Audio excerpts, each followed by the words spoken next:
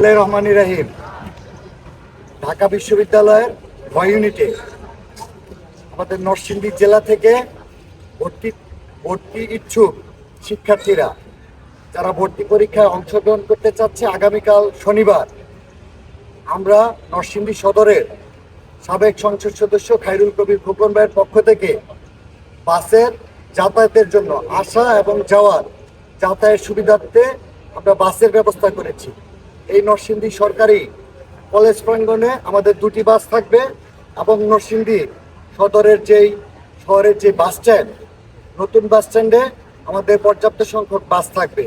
যে সকল শিক্ষার্থীরা যাতায়াতের সুবিধার্থে জাতীয়তাবাদী ছাত্র দলের বাসের ব্যবস্থাপনা গ্রহণ করতে চান, আমরা 3টি কন্ট্যাক্ট নাম্বার ফেসবুক প্রেস রিলিজের মাধ্যমে দিয়ে দিয়েছি।